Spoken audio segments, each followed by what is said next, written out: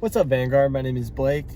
I'm Millie. And we're going to be speaking on our story today. Things that we've gone through in our relationship, things we've had to overcome and grow from, how we met God, and just a process. So would you like to start on how you met the Lord? Yeah, so I didn't grow up in the church. My family and I were kind of the families that went during the Easter and Christmas services. We didn't go to church regularly. And I kind of knew of God and who he was, but I just never had that relationship. So it probably wasn't until I was 16 or 17 years old when I really made that declaration on my life to live for God, and when I got baptized. So yeah, it was definitely a process of me coming to know God, building that relationship with him. I think Blake introduced me to church and invited me to go, and then we kind of went our separate ways. And then I think definitely during that time I was getting so close to God and really allowing him to be my cornerstone in my life during everything that was going on. And then later in our timeline, Blake and I got together, and it was just such a God thing, and it was definitely his timing that he was just preparing us and really preparing our hearts to be together. He's not now, guys. And that was kind of a hard thing to understand back then, but when we look back at it now, we're oh my gosh, that's so cool to see that God just wanted to work on our hearts before he put us together.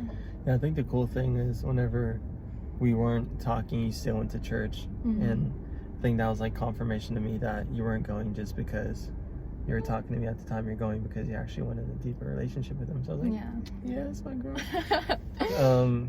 How I came to know Christ. So I grew up in church my whole life. My dad's a pastor, but I wouldn't say I actually knew Christ until about my junior year of high school.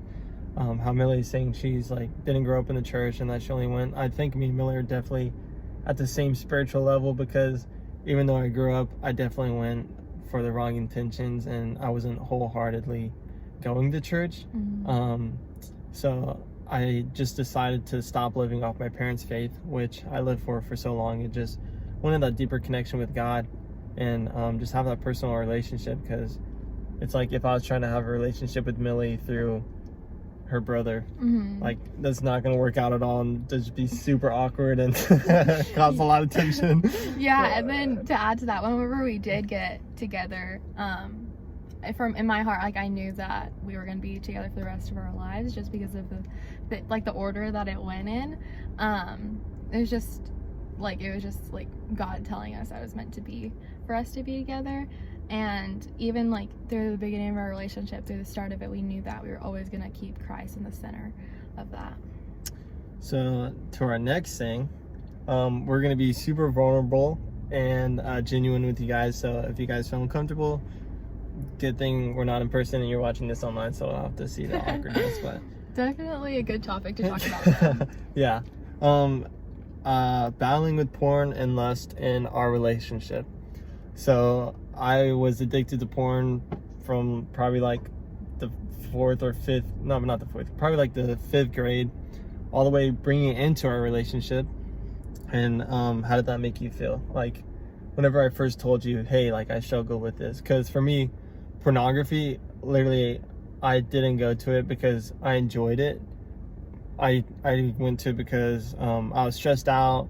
Certain things were going on in my life and I didn't know how to deal with it, and it just left me more insecure and made me doubt and made me compare myself to others and really caused a gap in our relationship. And most people are once I get married or once I have a relationship, I'm gonna stop doing that stuff. But you really don't. It's such a slave and stronghold over your life that if you don't keep it in the open, the devil's just gonna keep just keep dragging you down. And how did that make you feel, and how did I tell you? Whenever I because I told you twice. Yeah, so whenever Blake told me that, it was kind of a little hard to take in a little bit, just because it was so new and I didn't really have an understanding about it. But then I kind of was able to be supportive and kind of like create a game plan for him to like how he can overcome that. And I think that was like such a like God thing too, that he was able to come to me, because I think initially like he would talk to somebody else about it, and it wasn't me first. So it wasn't until that he did tell me that it kind of really like allowed me to hold him accountable. And then so he kind of told me about it, and then he'd probably stay away for it a little bit, and then I think another time like it just like slipped up again, and like he told me, and it was just like a little bit harder that time, because I don't know, it's just like the enemy is going to use that. He already used it for him to fall into sin again, and then it like just he used it in like me to like just tear me down, like make me feel insecure, and that's when I was like, okay, I really need God right now. Like I have like so many like wrong thoughts in my mind right now. I just like not in the right mindset, because I just felt that Blake was kind of like just being unfaithful. Like that's what I was feeling in my heart. And so I was just praying about it. I think he had like called me and told me, and we weren't able to be in person. So like that's why it was over the phone. You usually always have our conversations in person and resolve it within however hours that however long our conversations are, but we weren't able to be in person. So he called me, and I was like, let me call you back. I just needed to process it, pray, and then be able to come back, because I really needed that my own time, just to like set aside my like hurt feelings and really like address like what is actually going on. And like, because it wasn't like his intention, like that's not like, it's not something that he was like wanting to do, or like do you want to elaborate on like how like it wasn't you weren't intentionally like, I'm gonna watch porn today and because I want to do that, like you kind of just find yourself in that. So I really had to like understand that, and then like God was giving me that understanding, and also like being able to go back to him and like saying like, hey, thank you, and I respect you for telling me, because like that is just so like such an embarrassing sin just to come and talk to about. That's probably why it's not even talked about a lot here, like in relationships or just like in the open. And something I wrote down is you would never sell something more valuable for something less valuable. So me doing those things, I'm literally pretty much selling my body, or giving my body, or giving my attention to things that makes me feel insecure, makes me honestly not even feel like myself. Like after I do it, I'd be like, my demeanor would change towards Millie, and she'd be like, what's wrong? I'd be like, oh, there's nothing wrong. And she's like, well, you seem off. Like that's affecting our relationship, even though like I really didn't mean to. And like I'm selling something less valuable for someone who does make me feel secure, someone who does make me feel valued, for someone who does lift me up and bring me closer to Christ. And then instead of something that I like, I'm risking that for something that is so great and something that God intended. And also to like add to that about like whenever you are beginning to date and being in a relationship, it's like sometimes you always need to like kind of like check yourself and make sure that your security is always being found in God. Because that second time he had told me, I thought everything was great. I thought like he was like really holding himself accountable, I was holding him accountable, but it's just, I don't know. So then I found out, and then I was like, it made me feel super insecure. I was like, oh my gosh, like everything that like Blake tells me, or like if he calls me pretty, or like, I don't know, just like things like that kind of just like I kind of just, they felt so like less meaningful to me. And then I was like really like just like really let down by like hearing that news. And then like kind of like came to the realization that I wasn't putting, like I was like, oh my gosh, like I'm like so hurt that I wasn't putting, and like that you let me down. But it kind of like gave me like, it changed my perspective, because I was like, I'm not putting my security and like everything, like surrendering everything, like all of my feelings and all those things to God, because God's never gonna fail. Like he's always gonna be there for you no matter what. And like we're human and we're gonna like fail each other. I'm gonna fail. I'll fail you, you'll fail me, but like it's not intentionally, if that makes sense. That's but the enemy is real, so definitely he's gonna try to tear that down and divide and do all those things. So that's whenever it's like super crucial that you're centering your relationships with Christ, and just always like growing individually with like your own walk with God, and then also together. And our last point, sorry guys, is the sexual sin in our relationship. Do you wanna start it off? Yeah, sure. So, Blake and I have been dating for over 2 years now. 2.5. Yeah, 2.5 years. And, yeah, we've definitely fell into temptation, sexual temptation. We've probably done a lot of stuff, probably done everything besides sex in our relationship. And, yeah.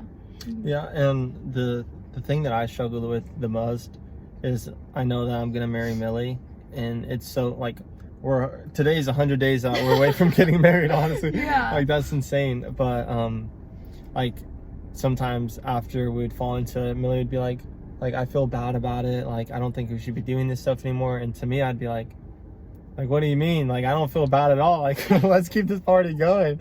But something that I had to realize and come to is that just because God didn't put it on my heart that it's like we shouldn't be doing this, because that's something that I struggled understanding, doesn't mean it's not intended for me. Like how kings back in the olden days, I don't know what the person's called, but they would have someone send a message to the king down the road or whatever, but just because it's not that king talking to the other king doesn't mean that message isn't meant for them, like through the servant. Does that make sense? Do you have anything to elaborate on that? Yeah. Yeah, it's definitely we had to like have conversations Conversation. Yeah, time and time again.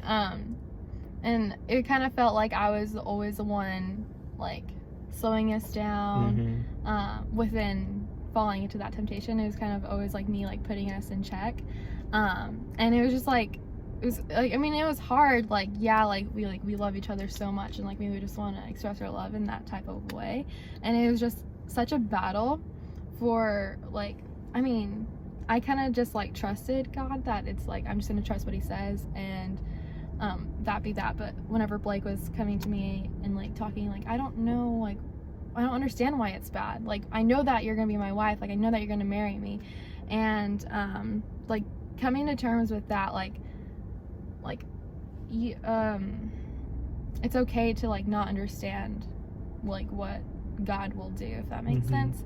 And in 1 Corinthians 7:2 it says, but because of the temptation to sexual immorality, each man should have his own wife, and each woman should have her own husband. That means you should be married together. And it's comparing sex before marriage is equal to sexual immortality. So whenever it says sexual immortality, same sex before marriage. But like a lot of the times I'm like, okay, but what is considered sex before marriage? Like like is actual like what we know as sex, like, because I feel like in the church it's just preached about don't have sex, but what is like sex? There's oral sex, there's regular sex, but handsy, touchy-feely. But in Matthew 5:28 it says, but I tell you that anyone who looks at a woman lustfully has already committed adultery with her in his heart. And if they're saying sexual immortality is the same as sexual sin, if you just look at someone in a lustful way, you're pretty much already sinning against them. So like whenever I'm like, oh, what is considered sex? Like, is it just sex? Like, is it like touching also? Like, it could just be looking at Millie. Like, I don't even have to touch her, and I'm committing a sexual sin, which is insane, and sometimes I don't understand. But yeah, and then another thing to like add to like if you're dating, it's like whenever you are like with your partner and stuff, and like you guys are in the heat of the moment and stuff, it's like, would you rather compromise, like, or would you rather just prefer to be closer to your partner than prefer to be closer to God? Good. Like, it honestly just comes down to that question, and if you find yourself in that, like, you definitely need to like reevaluate like where you like strayed away and like where like you're lacking that time with God, because it's like your heart is probably just kind of lost at that point. And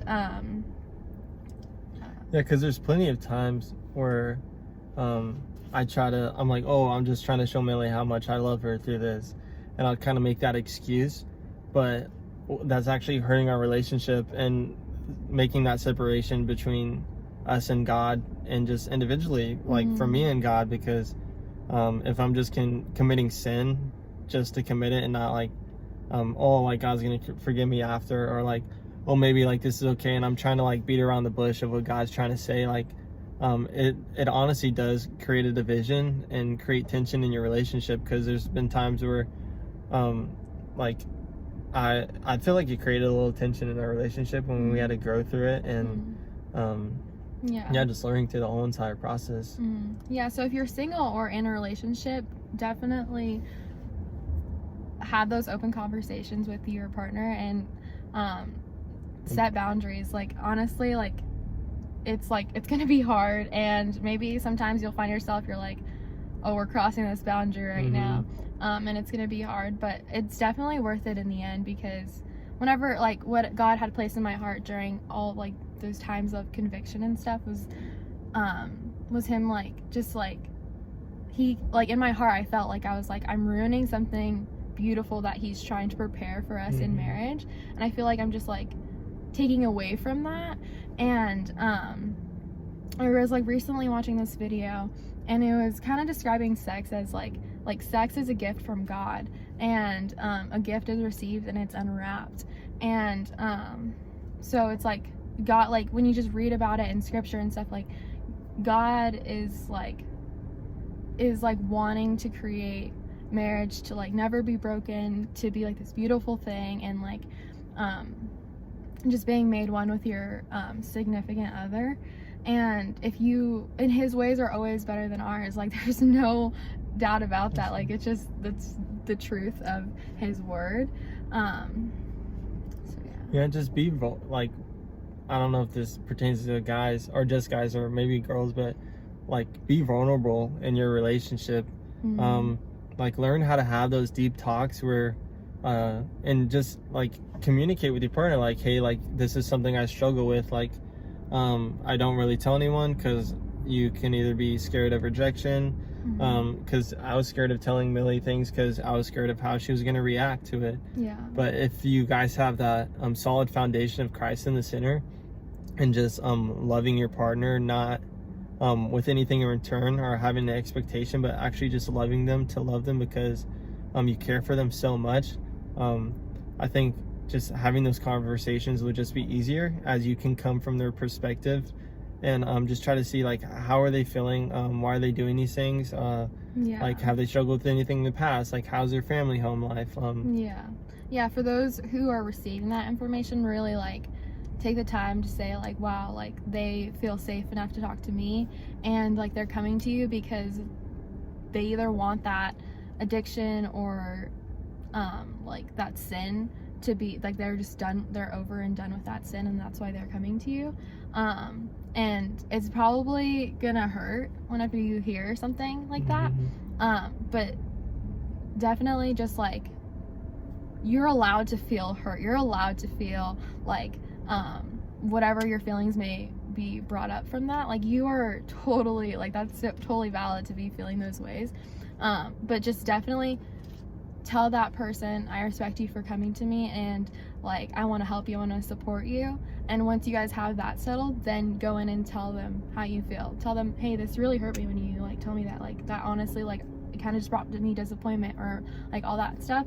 And then you guys can have that conversation, and just, you can just have it like clean, and being able to be like supportive and holding your other person accountable while the other person's striving to not be a slave to their sins anymore, and like really be called to that higher standard of being a Christ follower. That's good. Yeah, so I'd say just grow individually in Christ as well as you grow together. Like have your own relationship with God, and don't live off of your partner's relationship. be reading the Bible by yourself, having that intentional time with God is as much as important as having that intentional time with your spouse or partner.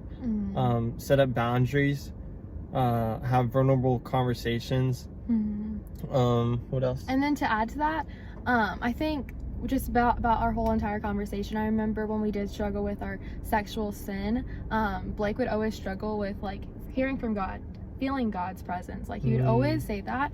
And it's like, and now that we've like brought all the all the the sins into like light and stuff, like I feel like Blake's felt the presence of God like more than ever in his life. Honestly.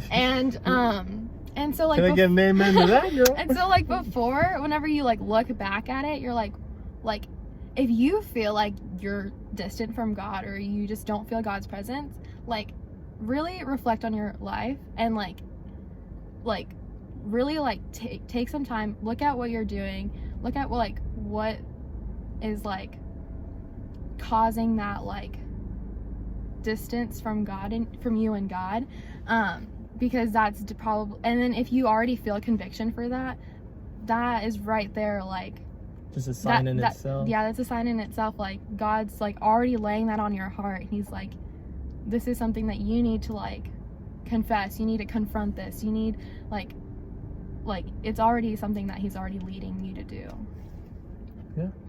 Yeah. So that's us. Yeah, thanks for joining us. If you need anyone to talk to, or if you are struggling with the things that we've struggled with, or if you just need advice, I mean, me and Millie are still pretty new at our relationship. Yeah, definitely. And we're still growing constantly. Sorry, what were you gonna say? Yeah, we definitely have so many things within our relationship. Probably we can relate to those who are before getting into relationships. So for all the single people, we definitely have like experience with that, because we kind of had relationships before each other, or just sitting in that waiting period. And we also have just a lot of experience. I'm a virgin, Blake's not a virgin, but like we also have those perspectives of like what it's like, and bringing that into a relationship and other things like that. Yeah, so just reach out to us if you see us around campus, or if you need our numbers, our Instagrams, like we're totally available, and we'll be flexible for you guys or anyone that is struggling with anything or needs help. So yeah, we love you guys. Bye, Vanguard. Can't wait to see you later.